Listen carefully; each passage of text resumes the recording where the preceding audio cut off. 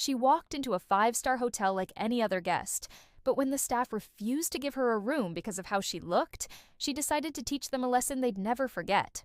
If you enjoy emotional, true-to-life stories that inspire justice and self-respect, make sure to like, comment, and subscribe for more.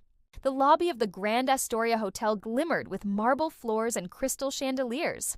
Guests in designer suits whispered by the gold-trimmed check-in desk. Among them walked Alyssa Greene, a tall black woman in a sleek navy dress, her posture elegant yet humble. She had just landed in New York after closing one of the biggest tech investment deals of her career. Her assistant had called ahead, reserving the presidential suite for the night. But as Alyssa approached the front desk, the receptionist's polite smile faded. "Excuse me," the woman said carefully. "Are you sure you're in the right place?" Alyssa blinked. "I believe so. Reservation for Greene, Alyssa Greene." The receptionist typed something, frowned, and said, "I'm sorry, but that suite has already been taken. There must be a mix-up." "That's strange," Alyssa replied calmly. "My assistant confirmed it this morning. Here's the confirmation email." The woman glanced at the phone, hesitated, then whispered to her colleague. They exchanged looks, the kind that said she doesn't belong here. Alyssa felt it instantly, that silent judgment she'd faced before. The receptionist turned back. "I'm afraid there are no other rooms available tonight. Perhaps you can try a hotel down the street. Something more convenient." The words stung, but Alyssa kept her tone even. "Convenient for whom?" "Ma'am," the receptionist said, flustered. "Our clientele—" "Your clientele?" Alyssa repeated. "You mean your preferred type of clientele?" A suited manager approached, sensing tension. "Is there a problem?"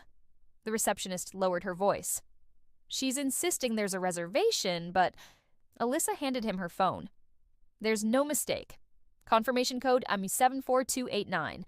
Booked under my corporate account." He barely glanced at it before sighing. "Ma'am, this code isn't valid in our system. You may have confused us with one of our sister hotels."